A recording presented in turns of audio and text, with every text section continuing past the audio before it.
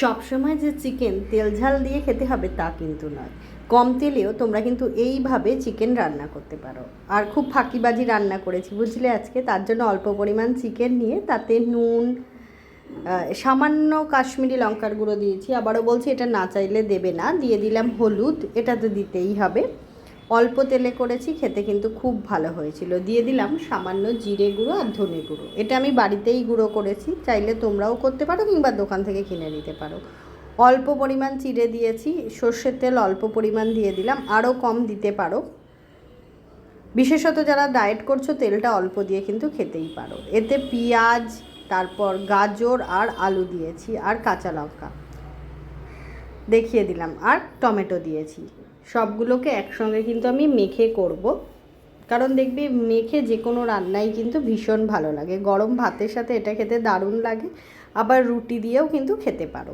ভালোভাবে চিকেনটা ম্যারিনেট করে নিচ্ছি, করে নিয়ে এই চিকেনটা অন্তত 1 থেকে 1.5 ঘন্টা ম্যারিনেশনে রাখবে, তাহলে রান্নাটা কিন্তু ভীষণ তাড়াতাড়ি হবে। এবার কড়াইটা নিয়ে ডিরেক্ট আমি ইন্ডাকশানে বসিয়ে দিয়েছি, দিয়ে আমি ঢাকা দিয়ে দিলাম, দিয়ে এটা জাস্ট অন করে অল্প অল্প আঁচে রান্না করবে। এটা থেকেই কিন্তু জল বেরোবে, দেখো চিকেন থেকে কতটা জল বেরিয়েছে। এটা খেতে কিন্তু ভীষণ ভালো লাগে। চাইলে বাড়িতে তোমাদের আরও যা সবজি আছে সেই সবজি দিয়েও কিন্তু এটা রান্না করতে পারো। আমার কাছে শুধু গাজর আর আলু ছিল তাই দিয়েছি, তোমরা বিনসও দিতে পারো, কড়াইশুঁটিও দিতে পারো, দেখবে তাহলে খেতে কিন্তু আরও বেশি ভালো লাগবে। আবার ঢাকা দিয়ে দিলাম, এবার এর থেকে যে জলটা বেরোবে সেই জল দিয়ে দিয়েই কিন্তু ফুটছে। দেখো কত সুন্দর কালারটা এসছে, তাই না?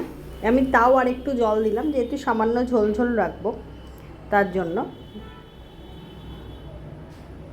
দেখো কত সুন্দর কালারটা এসছে। গরম ভাতে এটা তোমরা একবার ট্রাই করতে পারো।